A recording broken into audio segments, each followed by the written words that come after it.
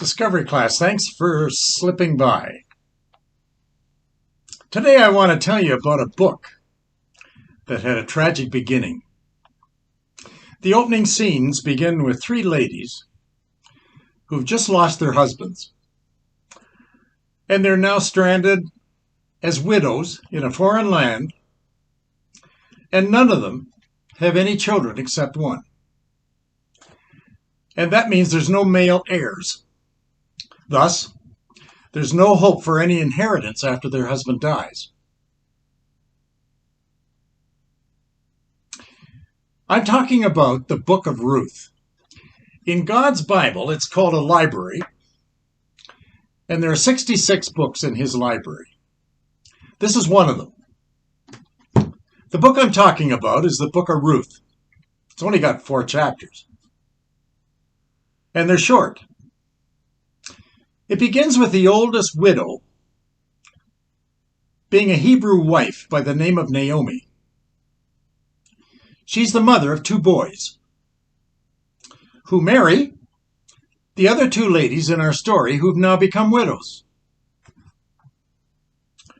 Naomi, she's been gone from Israel for about 10 years now, and she had to leave that hometown of Bethlehem because of that ravaged famine that had taken all the farmland and turned them into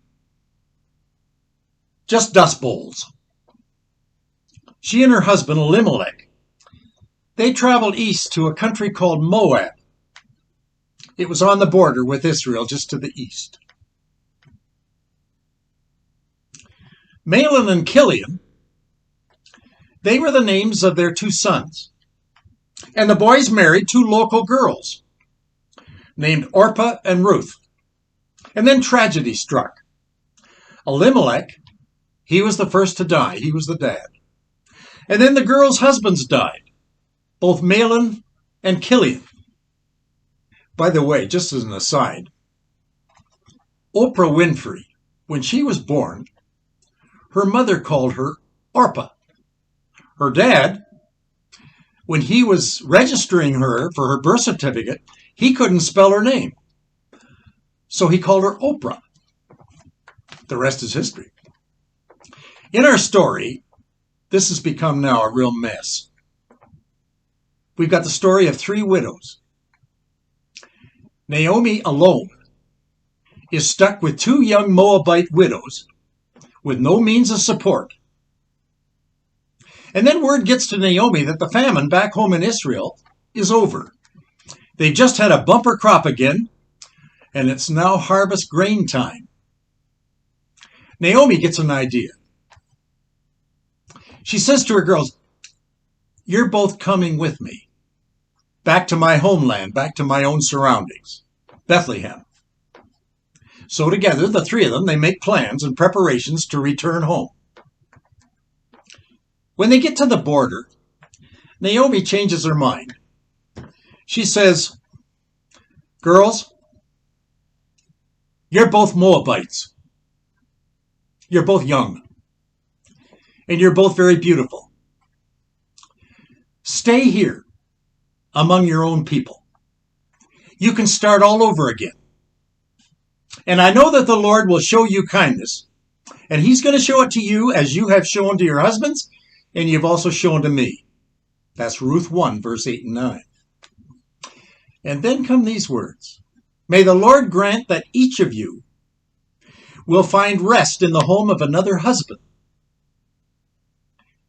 And with that, she leans over and she kisses both the girls. And she places upon them a double blessing as the tears flow down her cheek. Both Orpah and Ruth, they protest. They won't hear of it. They aren't going to part with their mother-in-law. But Naomi, she's a wise old owl. What if her daughters-in-law are not welcome back there in Bethlehem? Historically, Israel's relation with the tribe of Moab has been very hostile. They didn't get along. Naomi, knowing this and not wanting her daughter-in-laws to be hurt in any way, she tries to change their minds. And Naomi's familiarity with the Jewish history, she warns the girls that this new place could be very hazardous if they come along with her. Besides, the journey home is 120 miles. That's a long way on foot and very dangerous, being women. She will really miss her daughters-in-law because she loves them both. And her love is deep enough that she wants to protect them from a possible bias or maybe even a bigotry or even a banishment way back there in Israel if they don't like this Moabite. So, she convincingly, as she can muster, tries to turn them back and tell them not to come with her. One of those ladies is going to listen and she's going to obey. The other isn't. Mahlon's widow, Ruth, is the one that says, no, I'm going with you. Orpah, she goes back home.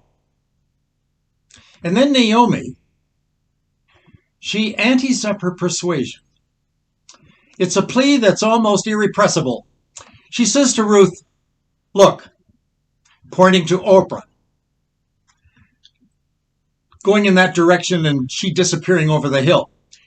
Your sister-in-law is going back to her people. She's going back to her gods. I want you to do the same. You go back with her. Verse 15, chapter 1 of Ruth. Then comes perhaps the most famous words uttered by any woman in the Old Testament. Ruth says, don't ask me to leave you and turn back. I won't. Where you go, I will go. Where you stay, I will stay. Your people will be my people, and your God will be my God. And where I die, I want to be beside you. And there I'll be buried with you. Then Ruth concludes with these lines. And may the Lord deal with me ever so severely, if anything but death separates you and me. Verse 17, Ruth 1. So the tale of 3 widows is now the tale of 2 widows. Orpah's gone, and now it's just Ruth and Naomi. And the 2 women, they resume their dangerous trip back to Bethlehem. They have little money between them. Safety and stamina will be a threat to these 2 widows. They have to walk all that distance. There's no public transportation. There's no public washrooms. The roads aren't paved. They aren't even marked. There's no Holiday Inns. They're not going to find any B&Bs. There's going to be no McDonald's. There's certainly no Tim Hortons. They don't exist. Everything they own is on their back. For 2 women to risk everything through rough terrain, steep valleys, wide rivers, unfamiliar territory, wild animals, unprotected hills, ruts. We're talking about a high-risk venture for the fittest of men, not 2 women who are full of secret doubts. Either this is sheer lunacy, or hopefully, it's a clear act of faith. They did make it, but they were worn out. They looked like beggars, street people.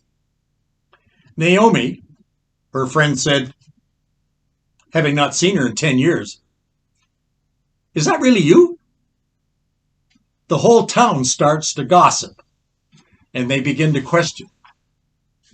They look at these 2 women, and they look ghastly. Finally, Naomi speaks up, and she says this, don't call me Naomi anymore. That was my birth name. It means pleasant.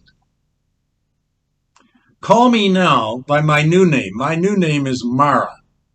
Vinegar. You can call me Vinegar if that's what you want to call me. I went from here full years ago, and the Lord brought me back empty.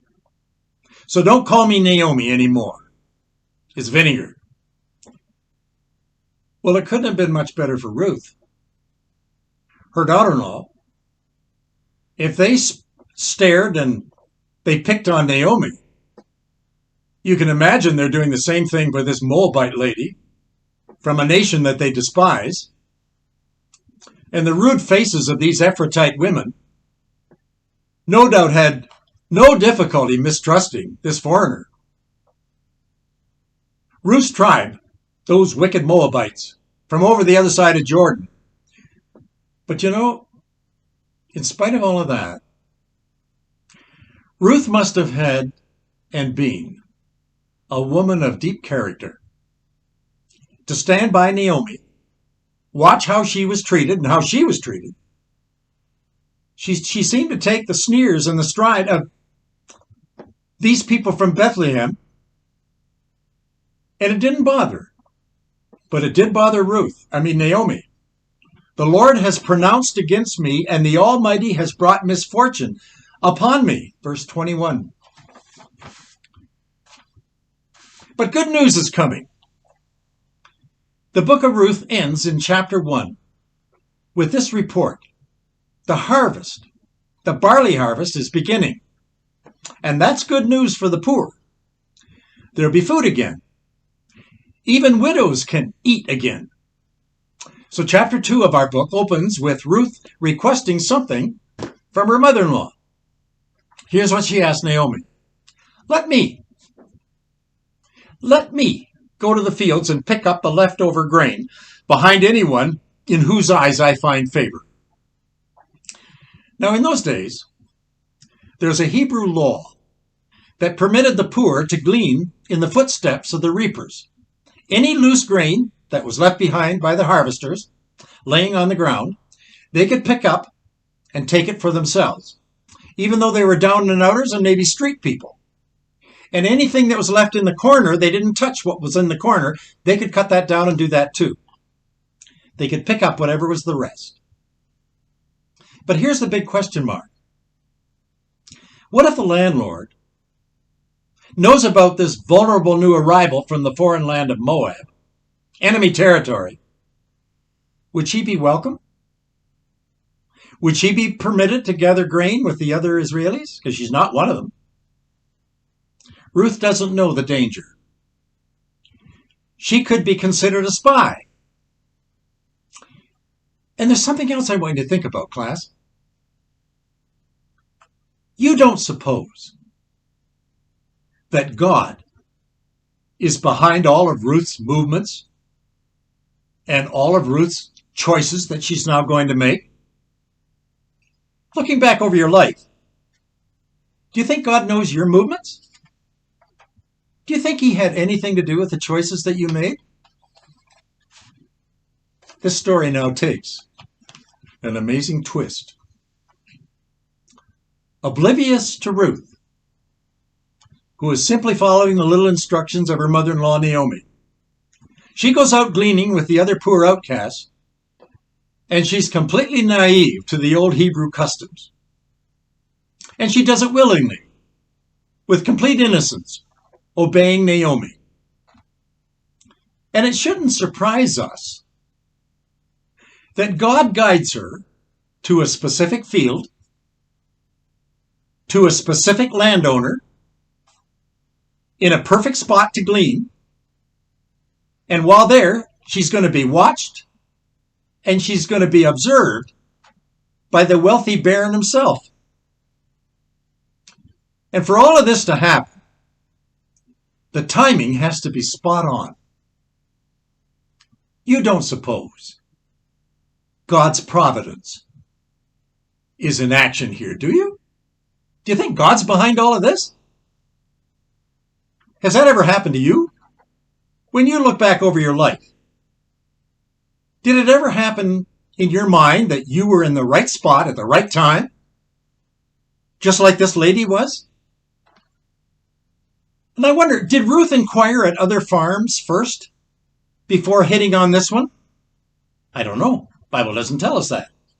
All the book tells us is she happens to be about her little task of gleaning barley. That's all it tells us. But other eyes are staring at her. Someone greater than anyone else in the farm has his eyes on her. Now that's got to be bigger than coincidence. And Ruth just keeps picking up the grain for Naomi. And the other day's events, they don't mean a thing to her. She doesn't know that the landlord's name is Boaz. That name, by the way, means exceptional strength. When Solomon built his temple, one of the main pillars in the center of that structure was called the Boaz pillar. Do you know why it was called that? Well, I just told you. They named it after this fellow Boaz. She also doesn't know that Boaz is going to have a conversation with his foreman. And it goes like this. That young woman over there, who is she? Does anybody know anything about her? Ruth doesn't know that the foreman says back to Boaz to that question, she's a Moabite. She came back from Moab with the widow Naomi. She's been here in the field gleaning among the harvesters from morning until now. She's worked steadily all day. She hasn't taken any rest. Verse 6 and 7 of Ruth 2. And then something begins to stir inside Boaz, that Hebrew landlord, the landowner. He pretends to be about his business, but he's constantly stopping what he's doing, and he begins to stare at this lonely woman working all by herself there in the field, picking up the leftovers. And he has that look in his eye of being desirable. And that poor Moabite, diligently doing it all by herself, she's blissful that anybody anywhere is watching and looking at her. Boaz finds himself inexplicably drawn to this hard-working outcast. One day, when Ruth was gleaning alone, a total stranger came up behind her and startled her. Ruth didn't know who it was, but she was both a bit shy and a bit curious at the same time. It was Boaz, the landlord. And the conversation that he had with her was a bit jaw-dropping. I'll read it for you. Ruth chapter 2, verse 8 and 9. My daughter, I want you to listen to me. I want you to work only in my fields and nowhere else. Stay with my servants. Accompany the women as they go about their binding sheaves. And I've warned all the men in the field not to touch you. They're going to leave you alone. And when you get thirsty, don't drink from your own little container that you brought. I want you to go down to my water supply and you have as much as you enjoy. Well, Ruth, hearing this, she lowers her head in embarrassment. She drops to her knees and she bows her head right down to the ground. And I can imagine something is going on in her mind. She's probably thinking, is this man flirting with me? Does he think I'm pretty? Why is he talking to me like this? Does my appearance seem to be attractive? The Bible doesn't tell us about her physical looks, but it doesn't have to. Class, you just read between the lines. I told you what happened. I think he's got something on his mind, don't you? And this girl, she can figure it out too. Then Boaz, he doesn't hide his motives anymore. Verse 11, chapter 2 of Ruth. I've been told all about you. What you've done for your mother-in-law since the death of your husband. And how you left your father, and you left your mother, and you left your homeland, and you came to live with a people that you didn't even know. He goes on, and he further reveals his faith in God. Here's what he says. May the Lord repay for you what you have done, and may you be richly rewarded by the Lord God of Israel, under whose wings you have come to take refuge. Verse 12. How do you think Ruth answered him? She's insecure. She's a foreigner. She's only worshipped idols all her life. She's standing before her. And this man, who's wealthy, he's powerful, probably the most powerful man in Bethlehem. What could possibly come out of her lips in answer to what she has just heard? Well, verse 13 tells us, may I continue to find favor in your eyes, my Lord.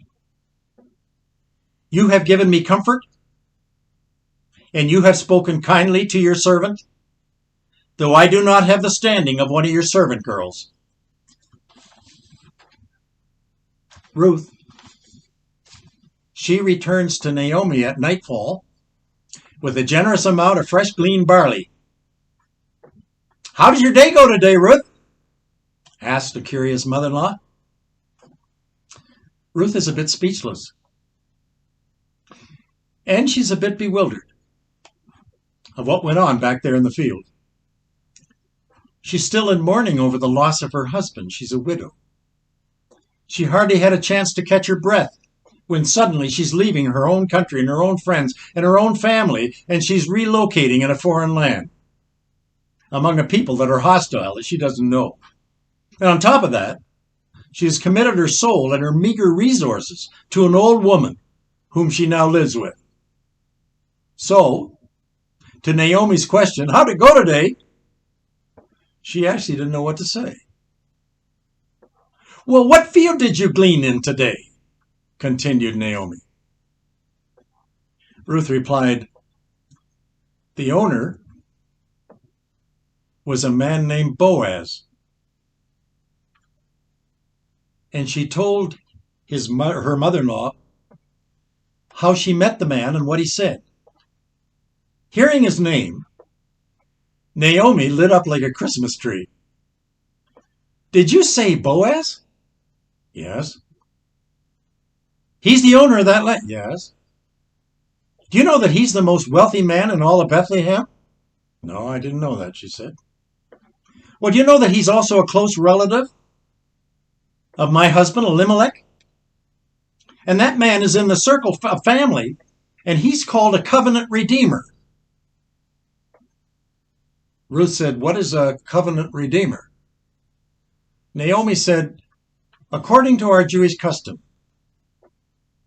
when one of our ladies becomes a widow and she's young, the next of kin will take her as his new bride, and he will have children by her, so that those children will be raised up in the name of the husband that died. That's called a kinsman redeemer.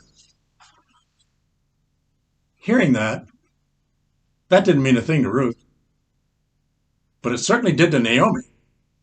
She went on and she said, and this is really the key of the whole book of Ruth, God bless that man. God hasn't walked out on us. After all, he still loves us, both in the bad times and in the good. The book of Ruth has a fairy tale ending. Chapter 3 and 4 shows us a side of Naomi that you might not have seen. She becomes a matchmaker. When the harvest season in Bethlehem ends, and all the grain is thrashed and all put away. Naomi, in a sense, is going to change Jewish history. This Boaz that owned the barley crop, do you know who he was? He was the son of Rahab. Do you know who Rahab was? She was the harlot in Jericho that was spared when the city was ransacked and the walls fell. Her wall did not fall. She was spared along with her family. She married a Jewish man. Together they had a little baby. He was a boy. Do you know who he was? Boaz. Boaz was Rahab's son. Bethlehem's most eligible bachelor becomes the husband of Moab's poorest widow. And together, they're going to have a son. And that son, down the way, is going to be the great-grandfather of King David. Jesse is going to come from the relationship between Boaz and Ruth. Who orchestrated all of that? God did. Do you believe in providence? God has a divine plan. Did you know that? Did you also know that you're in that plan? You're part of it. And nothing in life happens by chance. He knows our end from our beginning. Just as in the book of Ruth, God threw that book into God's library because he wanted to know and show that Jesus' genealogy came from the relationship of Boaz and Ruth. Isn't that amazing?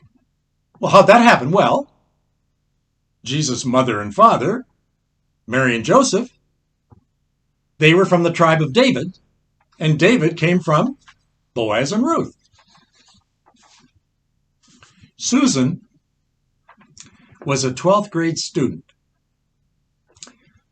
High school was almost over for her. She had one other assignment, small assignment.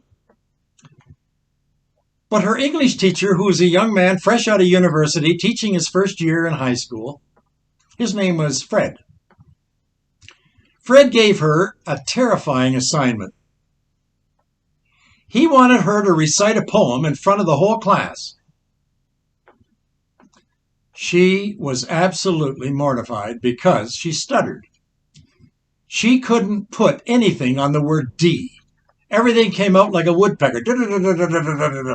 She couldn't pronounce any word that started with D.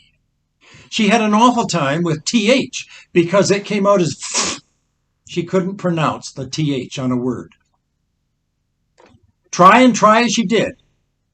It was embarrassing and she was a failure. She couldn't say it. The day came for the teacher to have Susan talk to the class reading a poem. She said, I can't do it. Well, Fred said to her, I want you to come in early before the class begins, and there's something I want to tell you. So she came in, frightened, knowing that she was never going to read in front of the class, whatever he said to her. She came in and sat down. He handed her the poem. And then before she could open her mouth and read, or even try to read, do you know what he said to her? He said, Susan, I like listening to your voice. No one had ever told her that. No one had ever said anything to her that was positive because she stuttered. And as a result, she was shy and she hardly spoke, only to her own family at home. And then he said to her, I love to hear the sound of your voice. And then he handed her the book and said, could you read me these first couple of lines? She read them. And she read them perfectly.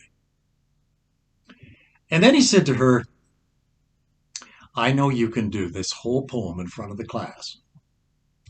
And I am going to be sitting back and I am going to be so proud of you because I'm going to hear the voice that I've been waiting to hear. I love the sound of your voice. Class started. Everybody sat down. Fred, the teacher, stood up and he introduced the poem. And then he said, we have Susan this morning who's going to come and read it for us. Do you know what Susan did? Trembling, she took the book, went to the front of the class, and she began to read. And she read the whole poem with D's and TH's in words, and she didn't stutter once. And when she sat down, she could not believe herself. She had never done that in her life. First, no one had ever told her they loved the sound of her voice. And number two, she had a chance to prove that that voice could be heard, and she didn't have to be ashamed of it. After the class was over and the kids all went home, she was asked to stay. And Fred said to her, I'm so proud of you. What you did today for me proves something in my own heart, that maybe I'm a good teacher. But it also proves something else. It showed me that you're a good listener. Because he was fresh out of college, and this was his first job on the job, and she was a grade 12 student, and she was going on to university, do you know what happened? Do you know why he liked her voice? Because he wanted to marry her. And after she graduated, they got married. And she became a public speaker and a writer, and she spent her life dedicating herself to stutterers and kids that were a failure, and she said to them almost the same words that she was told by her husband, you have a beautiful voice. Would you yet let me hear it? I love it when you tell me from your voice what you're saying. Well, that's almost the story of Ruth. Here was a little Susan. She was like in a foreign country because her language didn't fit. She stuttered. But along came a Boaz in her life and said, I love the sound of your voice. Boaz, he went to a woman from Moab who was a complete outcast and said, I love the sound of your voice and your work ethic. I've been watching you, and I want you to marry me. Would you? Ruth said yes. So in our Bible, when you see the book of Ruth, you're looking at 4 chapters in God's library of a book that tells us almost the inheritance of his own son, Jesus Christ, who became the Savior of mankind through the book of Ruth in the heritage of Ruth and Boaz. Isn't that a nice story? That happens to be providence. That wasn't luck. God has the same thing in mind for you. When you look back, you think of the decisions you made and how you arrived at where you are. Don't give up. You don't know, but back of it all, God's got a plan for you. And you just jump in and take it because he thinks you're worthy of having it. During the summer months, we're learning personalities in the Bible. Come on back next week. I'll have another one for you. I'll look for you.